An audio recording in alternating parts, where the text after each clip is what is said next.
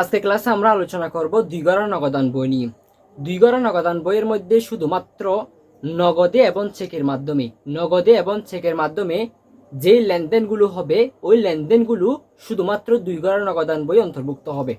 আমরা জানি নগদান বইয়ে অনগদ কোনো লেনদেন অর্থাৎ বাকিতে বা ধারে কোনো লেনদেন অন্তর্ভুক্ত হয় না। এখানে শুধুমাত্র নগদে যেই লেনদেনগুলো হয়ে থাকে সেগুলোই নগদান বইয়ের ভিতর অন্তর্ভুক্ত হয়। আর দ্বিঘর নগদান বইয়ের মধ্যে কোনো প্রাপ্ত বার্তা এবং প্রদত্ত বার্তা অন্তর্ভুক্ত হবে না। আমি এখানে একটা খুবই গুরুত্বপূর্ণ প্রশ্ন লিখে রেখেছি, এটা থেকে আমরা দ্বিঘর নগদান বই প্রস্তুত করব। প্রশ্নটি হচ্ছে, মুনিরা ট্রেডার্স তাদের 2020 সালের মার্চ মাসের কিছু লেনদেন দেওয়া আছে। 5 তারিখ নগদ তহবিল 40,000 টাকা, ব্যাংক জমা অতিরিক্ত 5,500 টাকা। এটা হচ্ছে তাদের একটা উদ্বৃত্ত। তারপর হচ্ছে 7 তারিখ পণ্য ক্রয় নগদে 15,000 টাকা, বাকিতে 20,000 টাকা। 8 তারিখ তুষারের কাছ থেকে 7,000 টাকা চেক পাওয়া গেল। তারপর হচ্ছে 10 তারিখ পণ্য বিক্রয় নগদে 25,000 টাকা। 25 তারিখ ব্যাংক কর্তৃক প্রাপ্য বিল আদায় 9,000 টাকা, প্রদেয় বিল পরিশোধ 6,000 টাকা। এই লেনদেন থেকে আমরা একটা দ্বিঘর নগদান বই প্রস্তুত করব। প্রথমে আমরা কোম্পানির নামটা লিখব, অর্থাৎ প্রতিষ্ঠানের নামটা, তারপর লিখব দ্বিঘর নগদান বই।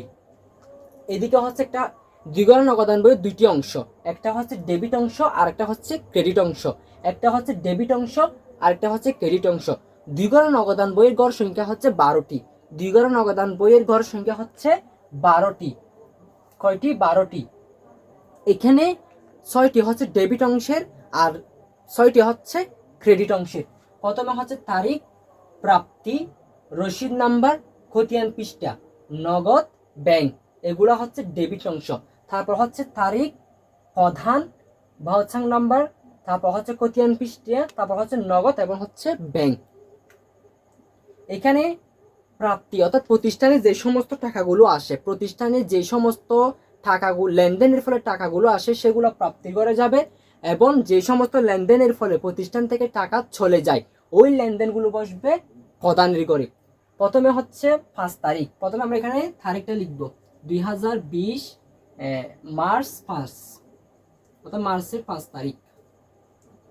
নগদ তহবিল 40,000 টাকা, ব্যাংক জমা অতিরিক্ত 5,500 টাকা।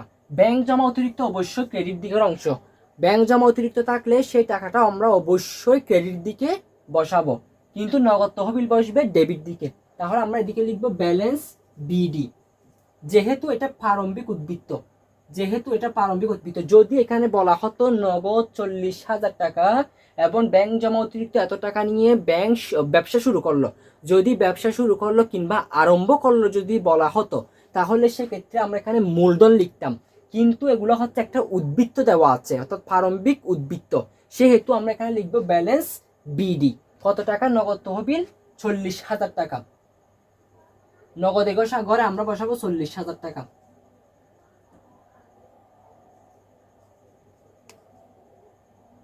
তারপর হচ্ছে ব্যাংক জমা অতিরিক্ত, এটা যেহেতু ক্রেডিট দিকের অংশ সেটা আমরা ক্রেডিট দিকে বসাবো। এদিকে লিখবো 2020 মার্চের কত তারিখ? এটা 5 তারিখ। এটাও লিখবো আমরা ব্যালেন্স বিডি। কত টাকা? ব্যাংক জমা অতিরিক্ত 5,500 টাকা, এটা আমরা ব্যাংকের ঘরে বসাবো। তারপর হচ্ছে 7 তারিখ পণ্য ক্রয় নগদে 15,000 টাকা এবং বাকিতে 20,000 টাকা। বাকিতে কোনো লেনদেন নগদান বইয়ে আসবে না, সেহেতু 20,000 টাকার লেনদেনটা নগদান বইয়ে আসবে না। কিন্তু পণ্য ক্রয় নগদে 15,000 টাকা আমরা পণ্য ক্রয় করেছি, যার ফলে প্রতিষ্ঠান থেকে টাকা চলে গেছে। টাকা চলে গেলে আমরা সেটা বসা ক্রেডিট দিকে, সুতরাং এদিকে বসাবো আমরা 7 তারিখ ক্রয় নগদে কত টাকা? 15,000 টাকা, এদিকে 15,000 টাকা আমরা বসাবো।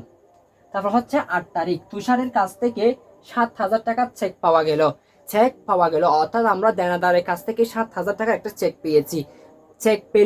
দেনাদারের কাছ থেকে চেক পেলে প্রতিষ্ঠানে টাকা আসলে সেটা আমরা প্রাপ্তির ঘরে বসাই, সুতরাং এটা আমরা প্রাপ্তির ঘরে বসাবো। 8 তারিখ দেনাদার কিংবা তুষার লিখতে পারবো, আমরা এখানে দেনাদার লিখি। আচ্ছা, তুষার লিখবো, পাশে দেনাদার লিখবো। তুষার পাশে থেকে আমরা দেনাদারটা লিখে দিব, অর্থাৎ সে আমাদের একজন কি দেনাদার। তার থেকে আমরা কত টাকা পেয়েছি? 7,000 টাকা চেক পেয়েছি, সুতরাং সেটা আমরা ব্যাংকের ঘরে বসাবো 7,000 টাকা। 10 তারিখ পণ্য বিক্রয় নগদে 25,000 টাকা। পণ্য বিক্রয় করেছি আমরা নগদে কত টাকা? 25,000 টাকা। আমরা যখন কোনো কিছু বিক্রি করি তার ফলে প্রতিষ্ঠানে টাকা আসে। কোনো কিছু আমরা বিক্রি করলে প্রতিষ্ঠানে টাকা আসে। যেহেতু আমরা পণ্য বিক্রি করেছি, এর ফলে প্রতিষ্ঠানে টাকা আসবে। প্রতিষ্ঠানে টাকা আসলে সেটা আমরা প্রাপ্তি করে বসাই। বিক্রয় কত টাকা? 25,000 টাকা। কয় তারিখ? 10 তারিখ। বিক্রয় নগদে কত টাকা? 25,000 টাকা। 25,000 টাকা নগদের করে বসবে। তারপর হচ্ছে 25 তারিখ, ব্যাংক কর্তৃক প্রাপ্য বিল আদায়। ব্যাংক কর্তৃক প্রাপ্য বিল আদায় 9,000 টাকা। প্রদেয় বিল পরিশোধ 6,000 টাকা। এখানে ব্যাংক কর্তৃক যে প্রাপ্য বিল আদায় হয়েছে, এর ফলে প্রতিষ্ঠানে টাকা এসেছে কত টাকা? 9,000 টাকা। এবং প্রদেয় বিল যে পরিশোধ করেছে, এর ফলে প্রতিষ্ঠান থেকে টাকা চলে গেছে। টাকা চলে গেছে কত টাকা? 6,000 টাকা। টাকা আসলে সেটা অবশ্য প্রাপ্তির করে, টাকা চলে গেলে সেটা অবশ্য প্রদানের করে। সুতরাং 25 তারিখের লেনদেনের একটা অংশ বসবে ডেবিট দিকে, আর একটা অংশ বসবে ক্রেডিট দিকে। কারণ একটা হচ্ছে প্রাপ্য অর্থাৎ প্রাপ্য বিল আদায়, একটা হচ্ছে প্রদেয় বিল পরিশোধ। যেটা প্রদেয় বিল পরিশোধ সেটা বসবে ক্রেডিট দিকে, যেটা প্রাপ্য বিল আদায় সেটা বসবে ডেবিট দিকে।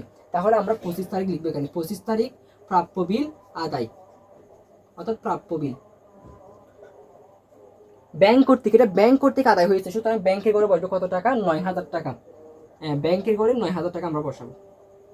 তারপর হচ্ছে প্রদেয় বিল পরিশোধ, সেটাও এদিকে বসবে। প্রদেয় বিল পরিশোধ, প্রদেয় বিল পরিশোধ কত টাকা? 6,000 টাকা। সেটাও ব্যাংক কর্তৃক, সুতরাং এটা এখানে বসবে। বসার পরে এখানে আমাদের আর কোনো লেনদেন নেই। সবকিছু বসানোর পরে আমরা এখন টাকাগুলো যোগ করব। এখানে আমরা এটা যোগ করব অবশ্যই এখানে। আচ্ছা, এটা আরেকটু নিচে দিই।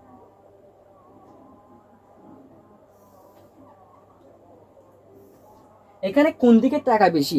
যেদিকে টাকা বেশি হবে, যেদিকে টাকা বেশি হবে সেদিকে আমরা যোগ করে উভয় পাশে সেটা লিখব।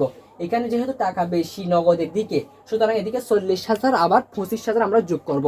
তাহলে 40,000 আর 25,000 যখন আমরা যোগ করব, তখন আসবে এটা হচ্ছে 65,000 টাকা। এটা আসবে 65,000 টাকা।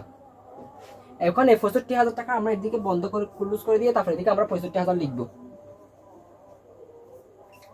65,000 টাকা লেখার পরে এখন এটা থেকে এটা বিয়োগ করে, অর্থাৎ দুনো পাশ সমান হতে হবে। এখন এদিকে আছে 15,000 টাকা, নিচে লিখেছি 65,000 টাকা। এদিকে আছে 15,000, এদিকে আছে 65,000। এখন এটা সমান করতে হবে। সুতরাং 65,000 থেকে যখন আমরা 15,000 বিয়োগ করবো, তখন আসবে 50,000 টাকা। এই 50,000 টাকাটা আমরা এখানে লিখবো। এখন এই দুটো যখন আমরা যোগ করবো, তখন নিচে 65,000 চলে আসবে। এখন এটা লেখার পরে আমরা এদিকে লিখবো 31 তারিখ, অর্থাৎ মাসের শেষ তারিখ। মাসের শেষ তারিখটা দিয়ে আমরা এখানে ব্যালেন্স সিডি লিখবো। মাসের শেষ তারিখটা দিয়ে আমরা ব্যালেন্স সিডি লিখবো। তারপর ঠিক একইভাবে আমরা ব্যাংকের টাকাটা সমান করব। এদিকে 7,000 টাকা, এদিকে 9,000, দুটোটা যোগ করলে আসবে 16,000 টাকা। আর এদিকে আছে 16,000 টাকাটা আমরা এদিকে লিখবো। আচ্ছা, সব সময় এদিকে টাকা যোগ করে এদিকে লিখবে এরকম না। যে যে ফার্স্টে টাকাটা বেশি হয়, যদি এদিকে ব্যাংকের টাকাটা বেশি হতো, তাহলে আমরা ব্যাংকের টাকাটা এদিকে যোগ করে ওই টাকাটা এদিকে বসাতাম। যেহেতু এদিকে ব্যাংকের টাকাটা বেশি, সেহেতু আমরা এই টাকাটা যোগ করে এদিকে লিখব। তাহলে 16,000 থেকে যখন আমরা 5,500 বিয়োগ 6,000, তখন এটাকে আসবে 4,500 টাকা। অর্থাৎ এটা হচ্ছে ব্যালেন্স সিডি বা ঘাটতি অংশ। তারপর ঠিক একইভাবে এখন এই টাকাগুলো আমরা এদিকে পরবর্তী মাসে গিয়ে ব্যালেন্স বিডি হিসাবে লিখব। মার্চের পরে হচ্ছে এপ্রিল, এদিকে আমরা লিখব এপ্রিল। এপ্রিল কয় তারিখ? 1 তারিখ। মাসের শুরুতে পরবর্তী মাসের 1 তারিখ গিয়ে আমরা এটা ব্যালেন্স বিডি হিসাবে লিখব। ব্যালেন্স বিডি 50,000 টাকা। আর এদিকে হচ্ছে 4,500 টাকা। এখানেই অঙ্কটা আমাদের শেষ। তাহলে এদিকে টাকাগুলো আমরা যোগ করে ওই টাকাটা এদিকে লিখব। লিখার পরে আমরা সমান করার জন্য এদিকে 31 তারিখ অর্থাৎ মাসের শেষ তারিখ ব্যালেন্স সিডি দিয়ে যে অংশটা ঘাটতি রয়েছে সেটা আমরা এদিকে লিখব। ওই ঘাটতি অংশটা পরবর্তী মাসের 1 তারিখ ব্যালেন্স বিডি লিখিয়ে এখানে লিখবো আমরা। এভাবে 2 গড়া নগদান বই প্রস্তুত করা হয়ে থাকে। আমি আশা করি তোমরা এটা